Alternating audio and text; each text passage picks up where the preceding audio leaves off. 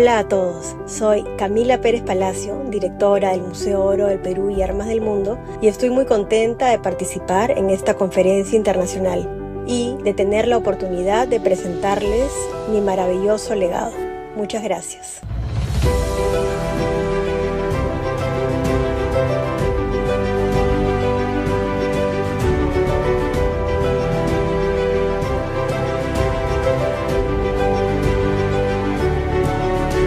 Los Museos Oro del Perú y Armas del Mundo fueron creados por Miguel Mujica Gallo, mi abuelo, en los años 50, aunque él comenzó su colección de muy joven, de niño, y fue creciendo poco a poco por su afición a la caza, hasta que llegó a sus manos el tumi de oro de la cultura lambayeque. La idea inicial de mi abuelo al comienzo fue incluir el tumi dentro de su colección de armas, pero al darse cuenta de que venía acompañado de otras 36 piezas de un ajuar funerario, decidió de esta manera comenzar su colección Oro del Perú. En 1993 se convirtió en una fundación que lleva el nombre de su fundador para proteger, investigar, promover y difundir las dos grandes especialidades a las que se dedica nuestra institución, que son armas del mundo y objetos precolombinos, así como de preservarlos como una unidad y con el deseo de dejarlo como legado a todo el pueblo peruano.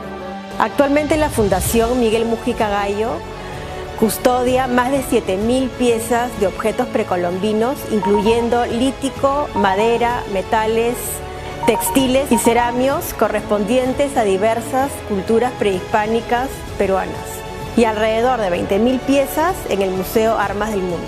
Las mismas que han participado en diferentes exposiciones internacionales recorriendo las principales ciudades de los 5 continentes. La primera fue en 1958 a París y fue la primera vez que una exposición peruana salía al extranjero. En los últimos 2 años hemos hecho varias exhibiciones.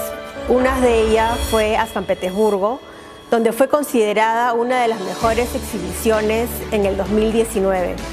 También hemos estado en Brno y hemos estado en Budapest. En este momento se encuentra en Bratislava con una muestra de 100 objetos de oro. Entrar en la bóveda de este museo es retroceder en el tiempo y percibir de cierta forma lo que sintieron los españoles, como se lee en el siguiente ejemplo extraído de los documentos del Archivo de Indias.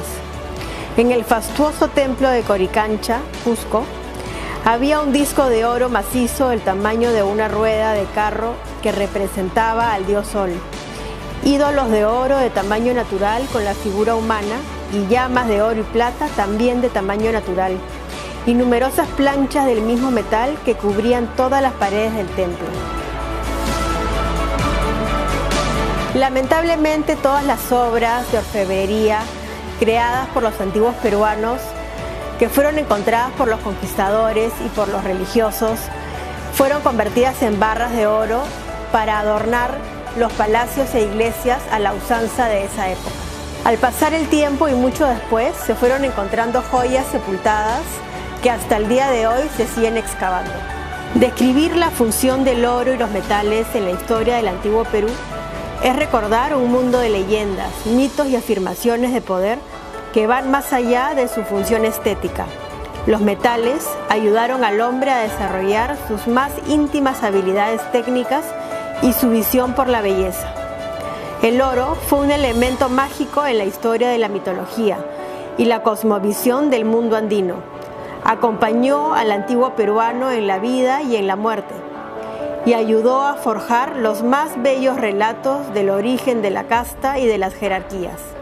Pero también motivó hazañas de aventuras y conquistas que nos transmitieron el lado trágico de sus virtudes míticas y la perfección e inmortalidad.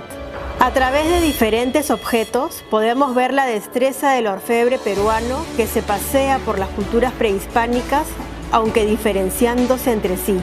Las culturas del norte del Perú tenían grandes metalurgos, y a través de objetos especialmente repujados, embutidos, laminados, recortados, etc. Hemos podido conocer no solo los grandes avances de la metalurgia andina, sino muchas de sus costumbres, creencias y vida cotidiana. A través de estudios se ha conocido el complejo simbolismo mágico-religioso que revestía este metal y los objetos y adornos trabajados con él, especialmente el binomio plata-oro, expresado como una consecuencia de la constante dualidad andina, sol-luna, día-noche, femenino-masculino. También se sabe que el metal era indicio de rango jerárquico de quien lo portaba, no solo en la vida, sino como en Egipto era parte de un ajuar funerario. Asimismo, el oro, al tener poderes antibacteriales, era utilizado para operaciones como se observa en las trepanaciones craneales de la cultura nazca.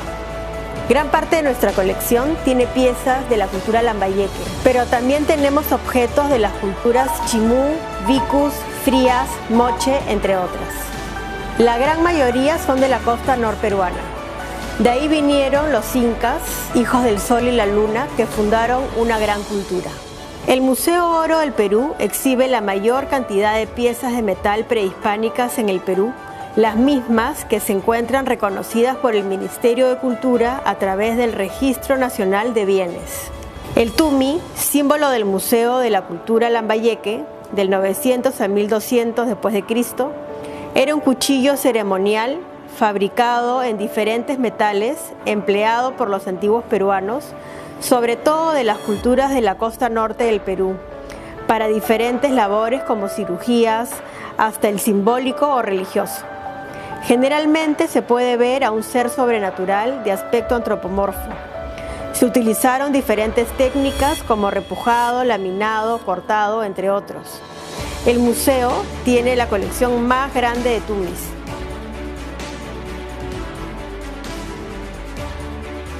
Este tumi está decorado con crisocolas.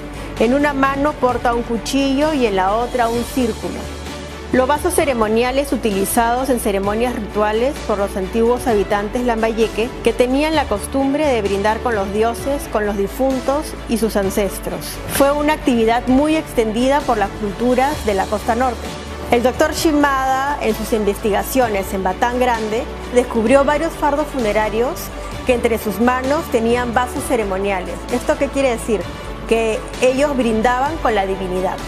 En estas imágenes podemos observar una variedad de vasos ceremoniales con el rostro invertido del dios Nailam. También tenemos una de las más grandes colecciones de piezas de oro de la cultura frías. Los incas eran expertos en aleación ternaria. Para ellos la plata tenía otras características simbólicas, logradas mediante signos externos como el color superficial del objeto, no importando la composición interna del mismo, coloreando superficies metálicas, dorándolas o plateándolas, es decir, ponerlas más rojas, amarillas o plateadas, mediante diferentes técnicas, teniendo alguna de ellas bajo contenido de oro y plata en la aleación, imprimiendo así a la pieza el valor espiritual que con el color se le quería dar, provocando muchas veces la pregunta de qué modo fueron desarrolladas estas técnicas con los reducidos medios que disponían. Nosotros tenemos una gran colección de piezas inca. El tupu es un tipo de alfiler o prendedor con decoración en un extremo. Era colocado en forma diagonal sujetando la manta. También fue parte del atuendo usado por las mujeres. Algunos tupus tienen un diseño en forma de media luna. Una característica del tupo inca es su terminación en punta.